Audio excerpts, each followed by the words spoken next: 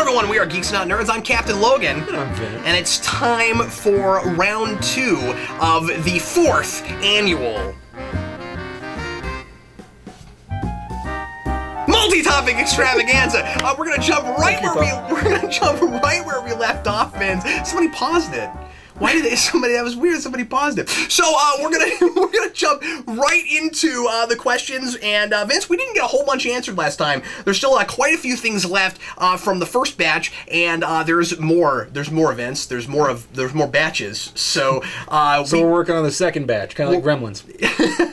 So we're going to be doing this for at least 3 or 4 more videos, and we're going to jump straight into it right now. Vince, Johnny5222 asks, Captain Logan and Vince, what are your top comics out right now, DC, Marvel, or anything?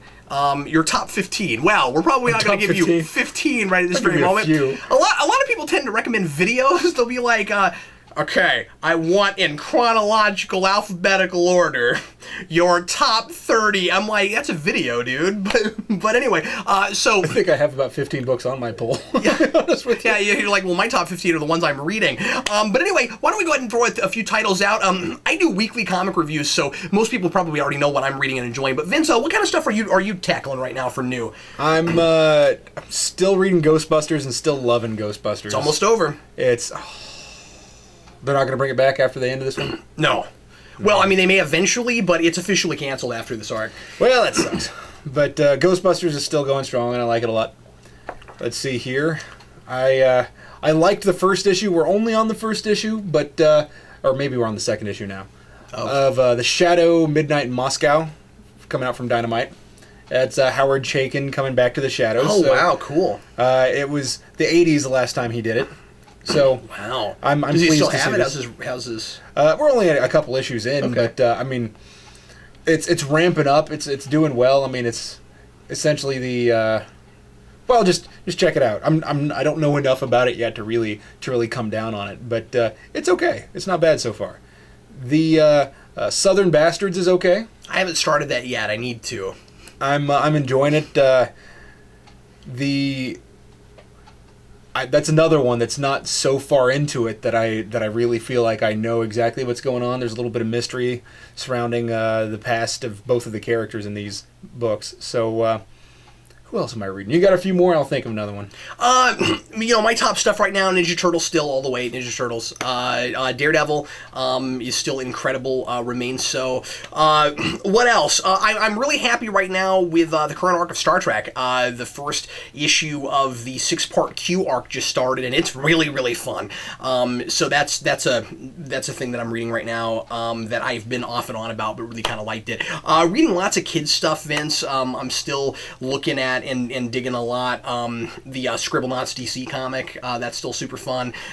Still reading all the Cartoon Network stuff from IDW, and hoping that Powerpuff Girls didn't just get canceled because I don't see anything after number 10. So either it's done already and they're just not going to put anything out after Super Secret Crisis War, or they're just not doing anything else for Cartoon Network during Super Secret Crisis War because they don't want people to not buy those. Maybe that's what they're doing. Maybe they're going, well, we don't want to have too many Cartoon Network books because we want everybody to buy all of that. So anyway, the first issue of that was really funny. So that's super great, and written by Walt Simonson's wife, really? I think, and that's pretty cool. And then what else? I don't know. Tons and tons of stuff, Vince. Still like Snyder's Batman. Everybody reads Snyder's Batman, but it's quite good.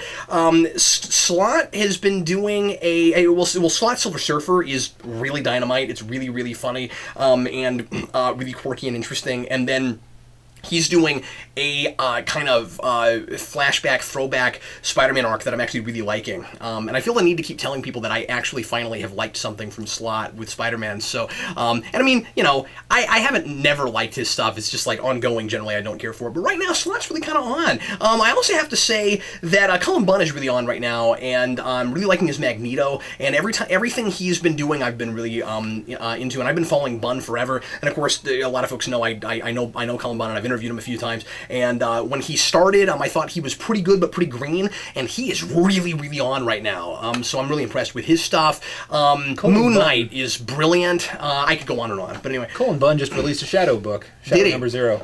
And he's prolific. It's pretty solid. I enjoyed it quite a lot. I feel like the Shadow's one of those characters that are people who weren't like around at that period of time have no idea really how to write the Shadow. Yeah, sure. So you'll get a very modern character, and it seems anachronistic for these people to exist in the time frame. But I think Bunn really had a good handle on it. So it was a one shot, but I read that and I liked it. I'm reading a lot of miniseries and one shots that I'm like, I don't remember if this is still going or if it's almost over. Because right now my pull list is like it's almost over or it's just beginning. So Shadow Year 1's almost over or it just ended. I forget. Also, so that I'm not just going mainstream and just big two stuff.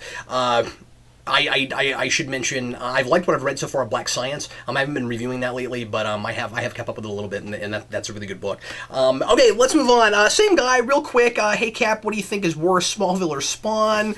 Spawnville. Spawn. Moving on, Andrew Kwan, what do you think the comic book industry can do to garner more appeal? Interesting question. This was a question I actually asked all of the store owners for the Midwestern panels, so you'll get to see our movie actually tackle that question. What do you think, Vince? What should the industry on the whole? I think mostly we're probably talking about publishers, but the industry on the whole, and this is the thing obviously I've been thinking about a lot lately. What do you think we need to be doing? See, in my head, they need to produce fewer books, but put more effort into those books, or stop renumbering things for no reason at all. Slash prices. Yeah, slash prices.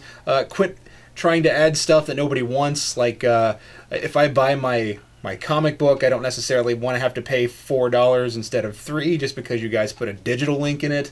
I don't care. Well, we're getting to a point now where comics are starting to become $4 across the board. I think within the next year, you're going to see very few $3 comics. Yeah, I'm with you on that one. But I mean, one, it's hard to really say what would garner more interest except for slashing prices. Well, the tough thing is, what do you do to bring in people who have never read a comic book before? I feel like the way the medium is, and you and I have talked about this quite a bit, I feel like the way the medium, with the kind of medium that it is, and the kind of stigmas that are still somewhat attached, but are going away, I don't know, would any of that stuff really help like a 35-year-old guy that's never read comics ever to walk into a comic book shop? I don't know. How would you make it more accessible to people? Like, one, are just getting kids into comic books. I wouldn't even say that you just need to get more kids comic books. Just hand it to them. I would say you need to find ways to get these things more out to the public, and Free Comic Book Day doesn't suffice. And, Free Comic Book Day is great for people who already know about Free Comic Book Day and about comic books. But, there are people that we did the interviews with that gave examples like, since you have a movie that's based on a comic book character, why not advertise the new comic that's coming out? Well, and that's what I was going to mention. Or the old comic that came out. Yeah, a lot of people said that. I thought that was an insightful idea. We're starting to see a little bit more of that. Ultimately, what kind of money can you sink into that, and versus what kind of returns would you get? But I wonder, and I don't know, and a lot of this kind of stuff is trial and error. You wouldn't know until you tried it. I wonder if it's not just a matter of being more competent with the product, with your media, with your advertising. If you start advertising it like it's a bigger deal than it is already. What if you just said, let's pretend like it's video games, and you plastered it everywhere? What if you went to the movie theater before you saw a superhero movie, and there was this like 30-second ad for Original Sin, and they just acted as if everybody's reading this and you need to also. I don't mean they should lie and say that. I just mean if that was the attitude, right? Yeah. If it was Original Sin, find out all of these things about these characters that you never knew before. You've got to, like, the Watcher's dead. You got to find out. What if we just treated it like everybody's already reading it? You need to also. I wonder if that wouldn't be enough to make people go, holy crap, maybe just the fact that I have to sit down and read is actually worth it. You know what I mean? How many times do you hear apologies from comic book fans like, no, it's good. I know it's a comic book. I know I have to sit down and actually read it. I know that comics have this lowbrow stigma attached to them, but no, really, it's good. Like, why don't we just stop apologizing? Yeah. I also think telling people where these things are available would make it more accessible to people. Like, tell them about the accessibility, because right now I can think of 3 off the top of my head that just makes it super easy to go get. Comic book stores, bookstores, and your library. Yeah. A lot of people don't know that. A lot of libraries have graphic novel sections, and even then, you can go through Interlibrary alone and see what you can find. Or just ask them to buy it for you. They might buy it.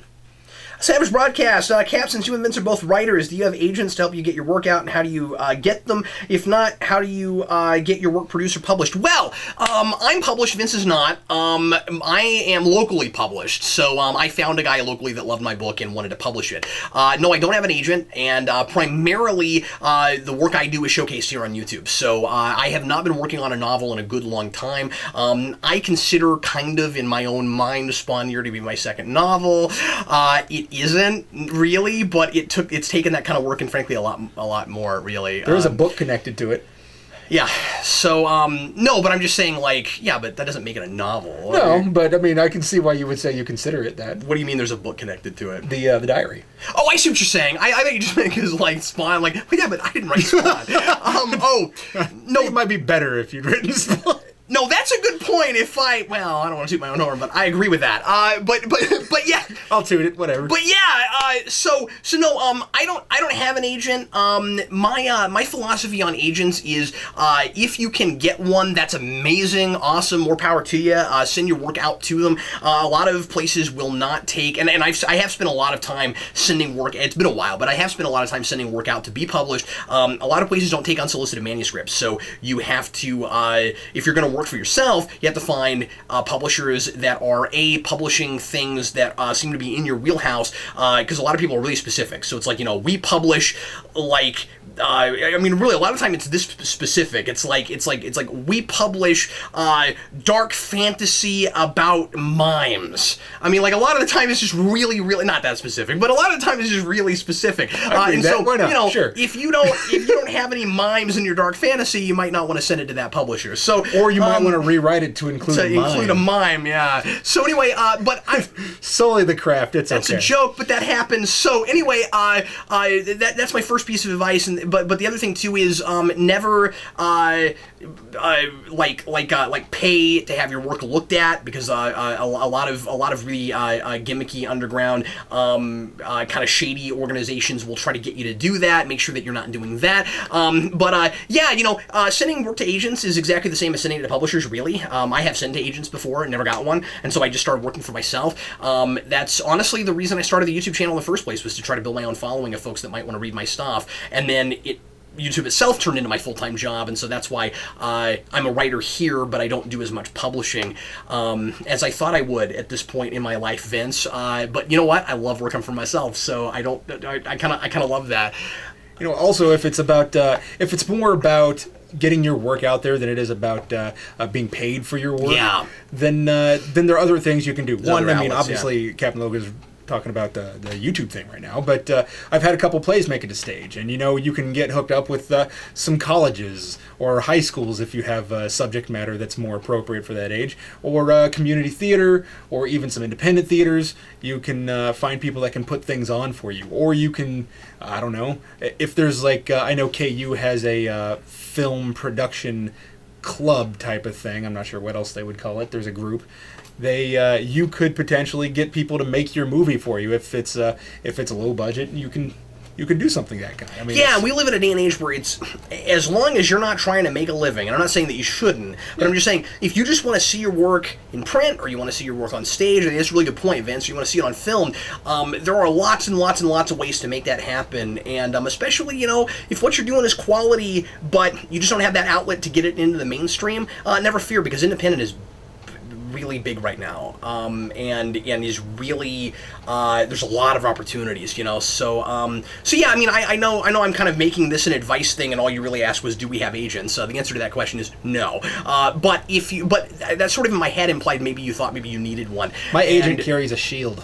And if you're ultimately going to be really successful making a living writing novels, or getting scripts into the hands of producers and stuff, you'll probably need an agent eventually. But a lot of the time, there's other things that lead to that. Build yourself up as much of a resume as you can.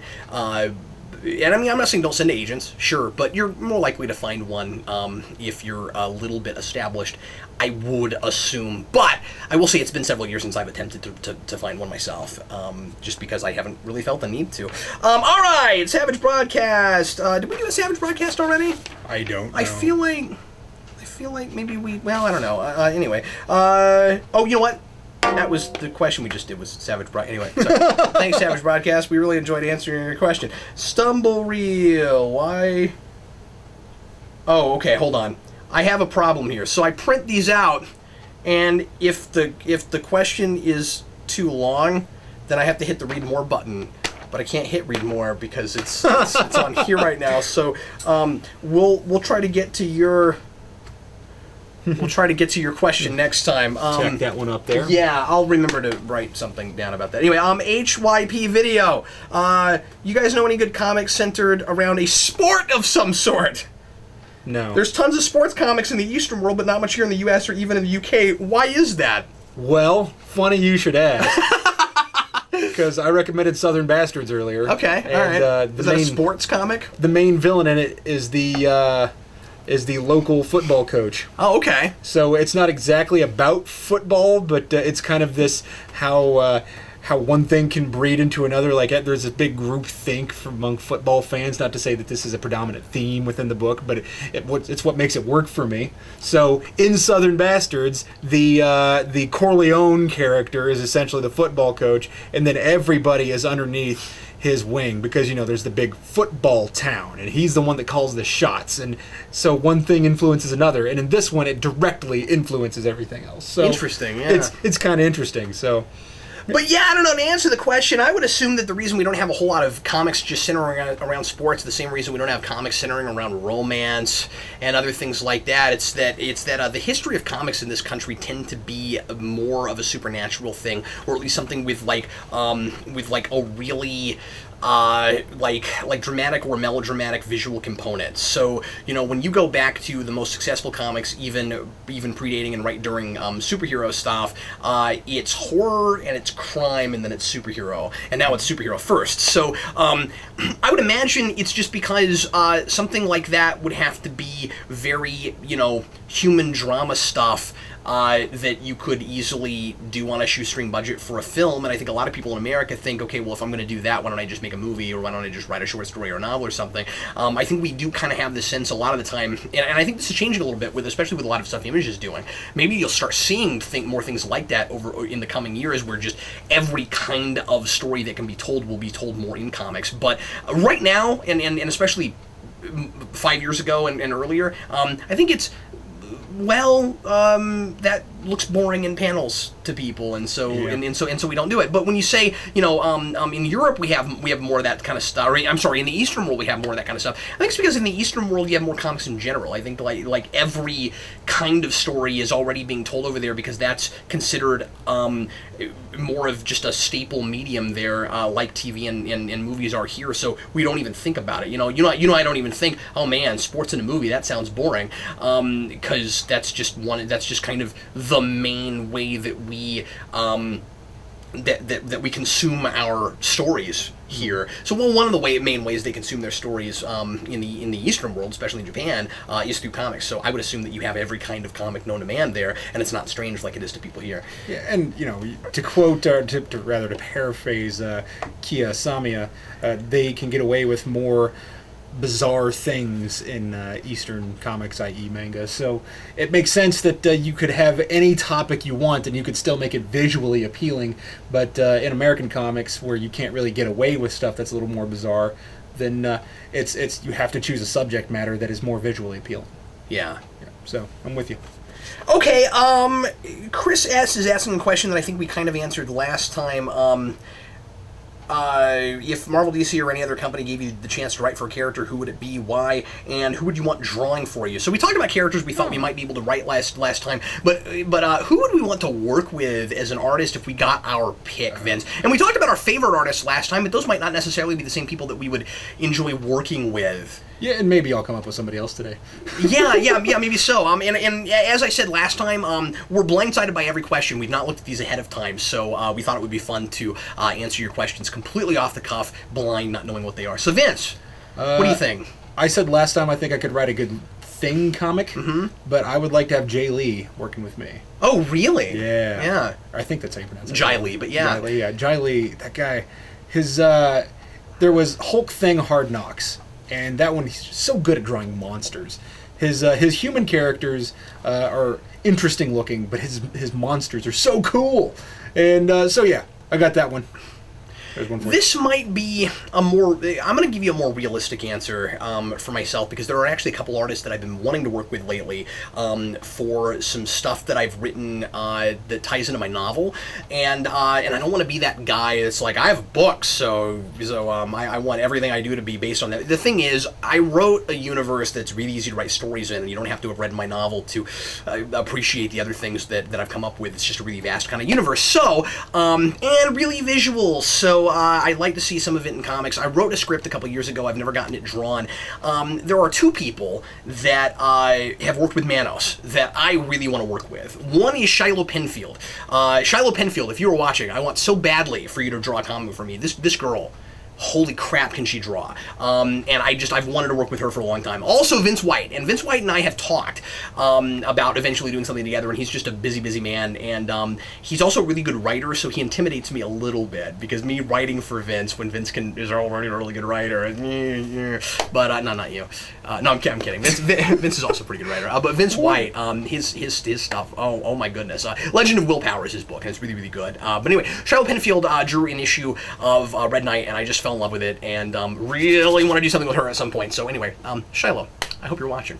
And then, but as far as folks that are working right now, oh boy, I can't remember his name. The guy who's drawing for Silver Surfer right now, I think has very similar sensibilities to me, and I think he would be a lot of fun to work with. I'd have to think some more. I would like to. Last time I mentioned I'd like to do a Rocketeer comic book. I would love to have one drawn by John Cassaday. Oh yeah. Oh yeah. Yeah, man. And but yeah, that's the thing I'd have to give a little bit more thought to. Also, just doing silly kid stuff. It would be fun to work with the guy who draws Tiny Titans, I suppose. Oh right, what else? Barbara Otaku, what do you think of the Japanese for distributing comics? Instead of expensive single issues, oh, thanks for telling me what it is. Instead of expensive single issues, they collect. Oh, I see what you're saying. Okay, no, I didn't know this. They collect various comics in a magazine. Excuse me. With costs scaring off new readers, are black and white magazine collections not a good compromise? Well, what a good thought. What do you think about that, Vince? Do you think it would up sales? Do you think more people would buy that stuff? Do you think that like manga readers that don't read American comics would be more likely to jump over to American comics if they did it in that model? You know, my brother always read Shonen Jump, and always, whenever he got a chance to. So, yeah. And I thought I like my comics to be in color, but I don't need them to be in color. And I just feel like things need to be drawn for a medium that is going to be black and white. So if it's going to be black and white, it needs to look like it's supposed to be. You know what I mean? Like like the Walking Dead. So I don't mind the idea of reprinting things in black and white just to make it easier to get your hands on. But and I wouldn't mind having new stuff that's intended to be black and white, because I believe you can have big splash pages. You can have very compelling art that doesn't have to be in full color. But the thing that I kind of latch onto with this idea is this would be the best way to kind of promote new characters, different things. Yeah. So I mean, it's you have things like Shonen Jump, and then I don't know if it's still being published in this format. It's been a long time since I've even looked into it, but 2000 AD. Mm-hmm. No, it is, sure, of course. So I mean, if you don't like heavy metal, yeah, heavy metal. I mean, you get these big anthologies of things that are magazines that have selections of stuff. It's not a terrible idea, but right now Dark Horse is putting out something that they put out like 4 times a year, and i.e. quarterly, and it's called Savage Sword. Savage Sword, mm-hmm. And it's a collection of varying different things that were inspired by Robert E. Howard, and it's $8 for like 3 pages of each thing, and it's annoying. And the hind part is all reprint, so I think you have to walk the fine line. If you're going to do the anthology thing, I think it does have to be cheaper. It does have to be black and white. So I'm saying I would buy it, but there would have to be more often than not something that I want to read inside of it.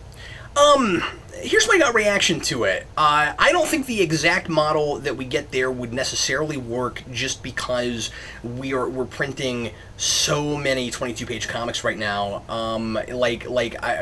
You couldn't do it with everything. You could maybe pick certain titles and have like an anthology book and have like, okay, you get these titles every month, and then maybe you can collect them in color and trade, and we never put them out in singles. But my gut reaction is, here's an idea, and I don't know if this is a good idea, but it's the first thing I thought of. What if, because DC and Marvel are, as you said earlier, and I agree with you, putting out maybe a few too many books, especially for the cover price.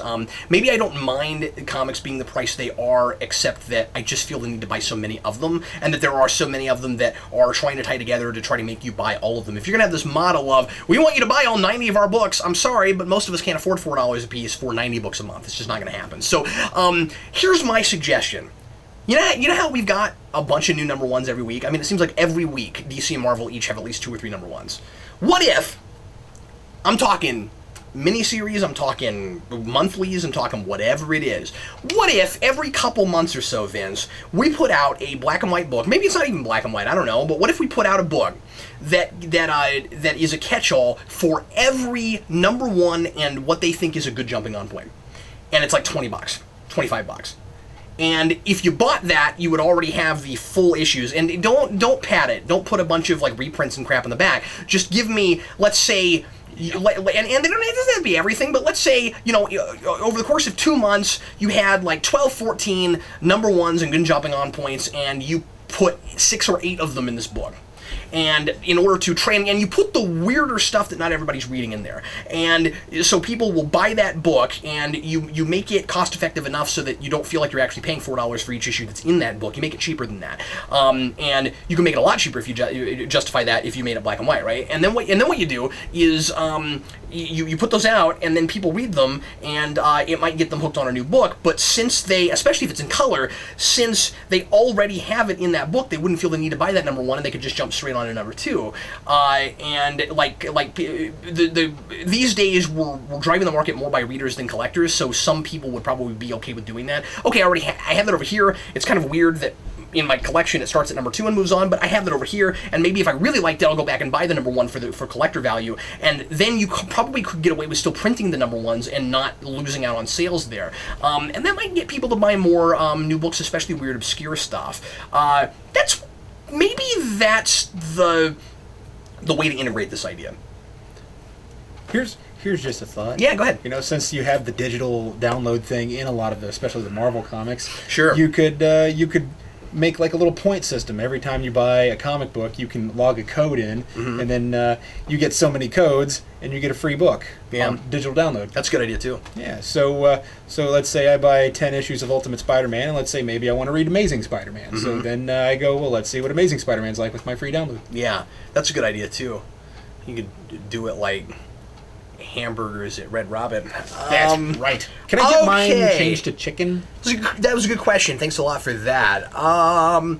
Total Examination. What are your thoughts on the Spectacular Spider-Man animated series? Also, did you quit reviewing Smallville? I personally found Counting Crypto Freaks really entertaining. Thanks for that.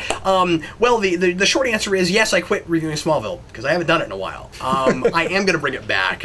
When Spawn Year is finished, I'm planning on overhauling my schedule and what I'm doing on the channel. So real briefly, let me mention that here's the plan. At least starting at the beginning of next year, if not a little bit before that.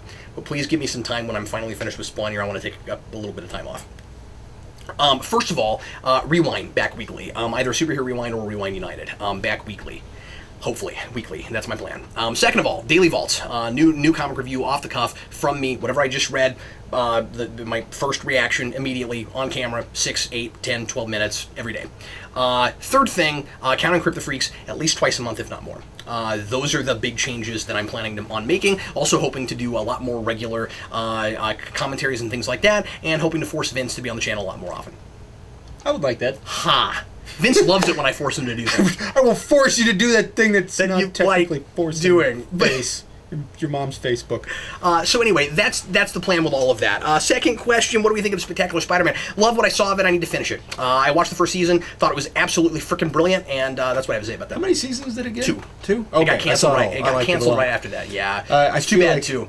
I feel like that show is a good example of what you can do with televising that's appropriate for the family, compelling. The Spider-Man doesn't have to be whiny; he can be proactive, and you can have characters around Spider-Man that don't have to be black and white. They except for the Spot because he's supposed to be black and white. But they can be Martian and they can be yeah, they can be whoever they want. But I really you weren't talking about ethnicity, were you? No, not at all. Oh, not at all. Oh. They could hunt men. They could be Martian men hunters. They could. If it was published by DC. So don't steal that. What would happen if Kraven the Hunter met the Martian Manhunter? That's a good idea. Yeah. That's we should have Marvel versus DC 2. Yeah, the wrath of Kraven the Hunter. Yeah, it will be called Disney versus Warner Brothers. One more question, Vince. Yes. One more question. Uno mas. Batman Beyond for the win. Also, I skipped all of his other questions. I'm going to do is also. We might answer another one of these on our next video. Will you ever do any Doctor Who reviews? Maybe. That could happen. My wife will be called Reviews. Okay, so the answer is no. We will never be doing. No, Doctor Who reviews. Yeah, possibly. Here's the thing: my wife loves Doctor Who, and it could be interesting at some point to maybe do a a Trexperts-esque show on some other sci-fi properties. That's probably the way I would do it. I don't know that I would ever do it in the rewind form. I don't know. Maybe I haven't done TV that way, so I've usually done top 10 lists for TV in the rewind format. I could see maybe doing some commentaries and some things like that. I don't know. Doctor Who's not a thing that I know real well. I'm not. I like it, and I've seen a lot of it, but I'm not like real knowledgeable and confident in talking about it intelligently. So I don't know. Could maybe happen. I know Doctor Who's a thing you like. I could kind of see maybe us doing maybe a stint on it at some point. I feel like we could do a video about Doctor Who. Mm-hmm. But again, I've only seen the earliest thing I've seen was the first episode of the I want to call it a reboot, but it's the same series. What they call the modern series, yeah. The first Eccleston episode. That's the earliest thing I've seen. Right. And I started to go back and watch some of the earlier stuff, and I'm not ashamed to admit that I didn't much care for some of the earlier stuff that I watched. I didn't either. And I'm not saying that it's bad. I'm saying it's not my bag. And so without having watched all that stuff, I don't feel like I can accurately judge what's not necessarily what's happening in the new series, but and I don't really have a history for it. That's where I'm at with it. I like to go back to some of those old shows and just get the teleplays and read them because I think there's some really super awesome writing in that stuff, and something about the production value just takes me out, which sounds awful because I'm such a big TOS fan, but and sometimes something about it, it's a film quality thing, and you know what, I'm starting to get over it. I watched a couple recently and went, I don't feel the same way as much, so maybe I'm changing. Before, though, it was a matter of, this looks like somebody filmed it with their camera at home, and I had a really hard time getting over that home movie feel. But then I've watched all of the Hitchhiker's Guide series that shot exactly the same way and enjoyed that, even though it's ridiculously low budget, just because it's material that I already know. So sometimes for me it's kind of like a pacing thing with the and delivery, and I watched a little bit of an old Who episode, and I thought, well, that was the thing they just said was really clever. Yeah, because they did this thing that I thought was really funny, but I didn't laugh until a few minutes later because I was like, oh, that's what he said. And so they're like, oh, I need this thing, and they hand him this thing, and then all I wanted it was to stir his tea with, but it was very much so, he needs this. Hand me that. Thank you. Here's this weird thing you wanted. Thank you. Yeah, Stir. and it's a cultural gap thing. That's British humor. Yeah, and it's, again, not my bag. That's why I say it's not terrible. With the new stuff, they've just gotten more fast-paced, and I don't know that... I wonder if it's that British humor is evolving that much, or if it's because they're just trying to be accessible to a worldwide audience. Yeah, maybe it's because of the internet. Maybe maybe we're developing more of a world culture, at least among us who are connected to the web. Oh, absolutely, we are. Sure. Yeah. I mean, and I spoke to a professor I used to have who spent some time teaching in Japan, and he said it's interesting how much Japanese culture tries to emulate American culture, and how much, well, pop culture, right, and how much the inverse is true, where American culture tries to emulate Japanese culture, and it's really interesting. So I'm assuming the same can be said about British and American culture. Well, especially now, I mean, that's been going on. Well, and the thing is, though, that I think in England, and I mean, like, if you live in England, feel free to correct me on this, but I feel like a lot of English people are really proud of their culture. I'm not saying Japanese people aren't. I'm just saying that I don't think there's as much emulation of American culture there. I think a lot of it is more. I think we're emulating them more than they're emulating us right now. I really kind of think that. With Japan, it has less to do with the internet and more to do with Reconstruction after World War II. Because that was going on really hard right after that, where they wanted to be us, and then after a while we started importing their entertainment, really liked it, and started regurgitating it.